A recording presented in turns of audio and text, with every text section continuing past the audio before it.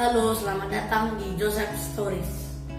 Gimana kabarnya? Besar harapan saya kalian semua dalam keadaan sehat dan selalu dalam perlindungan Tuhan kita. Joseph Stories kali ini akan berbicara tentang gereja Advent. Ya, tentu yang kita bahas bukanlah namanya, melainkan doktrinnya. Kata Advent berasal dari bahasa Latin Adventus yang artinya datang. Saudaraku, sebagai tubuh Kristus, penting bagi kita dalam mempelajari firman Tuhan agar memahami urutan waktu yang banyak kita lihat dalam firman Tuhan yang tertulis di Alkitab. Dari buku yang satu ke buku yang lain, sering ada hubungan dan kaitan waktu. Sehingga kita harus hati-hati mengumpulkan puzzle-puzzle waktu tersebut, menyusunnya agar menjadi suatu gambaran yang seharusnya, gambaran yang utuh dan benar, sehingga kita lebih mudah mengerti maksud dari firman Tuhan yang sedang kita pelajari. Bukankah mengerti perkataan seorang profesor kadang sulit bagi kita untuk menangkap maksud dan maknanya? Apalagi firman Tuhan, bukan? Oleh sebab itu, perlu bagi kita untuk mempelajarinya dan meminta hikmat dari Tuhan agar kita bisa mengerti. Mari kita baca ayat berikut ini, Yesaya 55 ayat 9, terjemahan baru. Seperti tingginya langit dan dari bumi, demikianlah tingginya jalanku dari jalanmu, dan rancanganku dari rancanganmu. Ya, karena seperti langit dan bumi, perbedaan rancangan manusia dengan Tuhan, maka untuk mengerti rancangan Tuhan, kita harus mempelajari firman Tuhan dengan tekun dan meminta hikmat dari Tuhan, sehingga kita mengerti rancangannya dan juga makna perkataannya di Alkitab. Bagaimana sikap kita terhadap ajaran-ajaran yang menyimpang? Yang pertama, 1 Yohanes 4 ayat 1 terjemahan baru. Saudara-saudaraku yang kekasih, janganlah percaya akan setiap roh, tetapi ujilah roh-roh itu, apakah mereka berasal dari Allah, sebab banyak nabi-nabi palsu yang telah muncul dan pergi ke seluruh dunia. Yang kedua, Titus 1 ayat 13 sampai 14. Kesaksian itu benar, karena itu tegurlah mereka dengan tegas supaya mereka menjadi sehat dalam iman dan tidak lagi mengindahkan dongeng-dongeng Yahudi dan hukum-hukum manusia yang berpaling dari kebenaran. Yang ketiga, Roma 16 ayat 17. Tetapi aku menasihatkan kamu saudara-saudara supaya kamu waspada terhadap mereka yang bertentangan dengan pengajaran yang telah kamu terima, menimbulkan perpecahan dan godaan. Sebab itu hindarilah mereka, sebab orang-orang demikian tidak melayani Kristus Tuhan kita, tetapi melayani perut mereka sendiri. Dan dengan kata-kata mereka yang muluk-muluk dan bahasa mereka yang manis, mereka menipu orang-orang yang tulus hatinya. Yang keempat, 2 Yohanes 1 ayat 9 sampai 11. Sebab banyak penyesat telah muncul dan pergi ke seluruh dunia yang tidak mengaku bahwa Yesus Kristus telah datang sebagai manusia. Itu adalah si penyesat dan antikristus. Waspadalah supaya kamu jangan kehilangan apa yang telah kami kerjakan itu, tetapi supaya kamu mendapat upahmu sepenuhnya. Setiap orang yang tidak tinggal di dalam ajaran Kristus, tetapi yang melangkah keluar dari situ, tidak memiliki Allah. Barang siapa tinggal di dalam ajaran itu, ia memiliki bapa maupun anak. Jikalau seorang datang kepadamu dan ia tidak membawa ajaran ini, janganlah kamu menerima dia di dalam rumahmu, dan janganlah memberi salam kepadanya. Sebab barang siapa memberi salam kepadanya, ia mendapat bagian dalam perbuatannya yang jahat. Ini sebabnya Joseph Stories membahas ajaran-ajaran yang kelihatan sama, namun faktanya berbeda dari apa yang diajarkan di dalam Alkitab. Terdapat kesalahan ataupun error dalam pengajarannya. Mengapa saya katakan error? Bagaimana mungkin mereka selalu mengajarkan untuk melestarikan hari Sabat yang diberikan Tuhan kepada Musa? Padahal saat ini kita hidup bukan di bawah hukum Taurat, namun berada pada masa anugerah. Dan juga Sabat itu untuk orang Israel, sementara kita ini bukan orang Israel. Jadi saudaraku, Gereja Advent ingin agar kita kembali ke perjanjian lama, sedangkan Alkitab jelas mengatakan saat ini kita berada dalam perjanjian baru. Gereja Advent yang di luar negeri disebut Seventh Day Adventist, dan di Indonesia disebut Gereja Masehi Advent Hari ke-7, yaitu GMAHK. Adalah denominasi Kristen Protestan. Gereja ini berasal dari gerakan Miller yang muncul di Amerika Serikat pada pertengahan abad 19. Ciri utama Gereja Advent adalah pemeliharaan kekudusan hari Sabat atau Sabtu, hari ke-7 dalam pekan.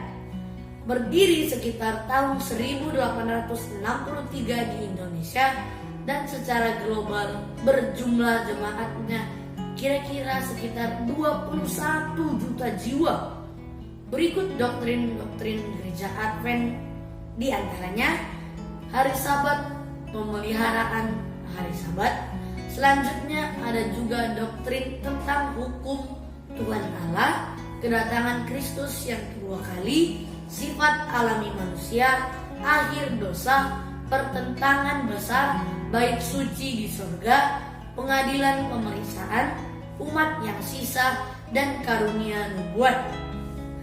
Namun Joseph Stories hanya akan membahas salah satu doktrinnya yang sangat populer dan sangat menonjol dan menjadi ciri khasnya dalam pelayanannya selama ini, yakni hari Sabat.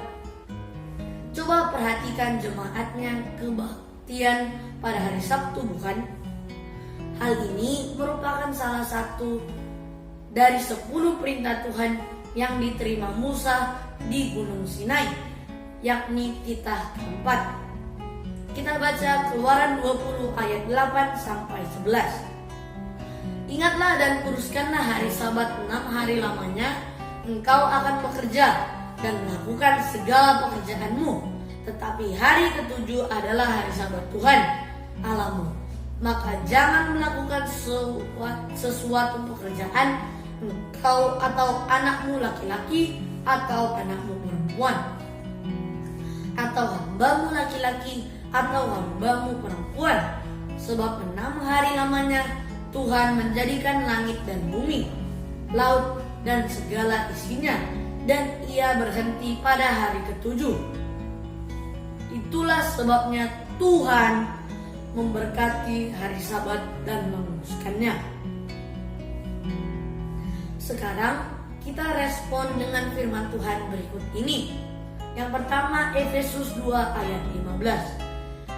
Sebab dengan matinya, yaitu Yesus, sebagai manusia, ia telah membatalkan hukum Taurat dengan segala perintah dan ketentuannya, untuk menciptakan keduanya menjadi satu manusia baru di dalam dirinya, dan dengan itu mengadakan damai sejahtera, dan untuk memperdamaikan keduanya di dalam satu tubuh dengan Allah oleh salib, dengan melenyapkan perseteruan pada salib itu. Yesus sudah membatalkan hukum Taurat. Yang kedua, Roma 10 ayat 4. Sebab Kristus adalah kegenapan hukum Taurat, sehingga kebenaran diperoleh tiap-tiap orang yang percaya. Di dalam Kristus kita sudah memperoleh kegenapan hukum Taurat. Yang ketiga, Roma 6 ayat 14 terjemahan baru. Sebab kamu tidak akan dikuasai lagi oleh dosa, karena kamu tidak berada di bawah hukum Taurat, tetapi di bawah kasih karunia. Kita tidak lagi berada di bawah hukum Taurat, namun di bawah kasih karunia, di bawah masa anugerah. Yang keempat, Galatia 2 ayat 16 terjemahan baru. Kamu tahu bahwa tidak seorang pun yang dibenarkan oleh karena melakukan hukum Taurat, tetapi hanya oleh karena iman dalam Kristus Yesus. Sebab itu, kami pun telah percaya kepada Kristus Yesus. Sebab itu, supaya kami dibenarkan oleh karena iman dalam Kristus dan bukan oleh karena melakukan hukum Taurat. Sebab tidak ada seorang pun yang dibenarkan oleh karena melakukan hukum Taurat. Manusia hanya dibenarkan oleh iman dalam Kristus Yesus, bukan karena melakukan hukum Taurat. Yang kelima, Galatia 3 ayat 10 sampai 13. Karena semua orang yang hidup dari pekerjaan hukum Taurat berada di bawah kutuk, sebab ada tertulis, terkutuklah orang yang tidak setia melakukan segala sesuatu yang tertulis dalam kitab Taurat. Dan bahwa tidak ada orang yang dibenarkan di hadapan Allah karena melakukan hukum Taurat adalah jelas, karena orang yang benar akan hidup oleh iman. Tetapi dasar hukum Taurat bukanlah iman, melainkan siapa yang melakukannya akan hidup karenanya. Kristus telah menebus kita dari kutuk hukum Taurat dengan jalan menjadi kutuk bagi kita. Sebab ada tertulis, terkutuklah orang yang digantung pada kayu salib. Catat ya, semua orang yang hidup dari pekerjaan hukum Taurat berada di bawah kutuk. Saudaraku, perintah untuk hari Sabat itu adalah perjanjian lama, sedangkan kita berada dalam masa anugerah, yakni perjanjian baru. Perjanjian baru dimulai dari sejak Yesus menebus dosa kita di Bukit Golgota hingga hari pengangkatan. Ingat juga, Yesus bangkit dari maut pada hari Minggu pagi, dan itulah yang kita rayakan sebagai kemenangan melawan maut, sehingga kita kebaktian pada hari Minggu sekarang ini. Dengan kebangkitan Yesus pada hari Minggu, kita yang percaya juga akan bangkit dari kematian untuk naik ke sorga, menerima hadiah yang telah disiapkan Tuhan untuk kita selama-lamanya. Pertemuan kita akan saya akhiri dengan membaca Galatia 4 ayat 16. Demikianlah firman Tuhan. Apakah dengan mengatakan kebenaran kepadamu, aku telah menjadi musuhmu? Jangan lupa like, komen, dan subscribe ya. Terima kasih telah menonton. Maju terus dalam Kristus. Haleluya.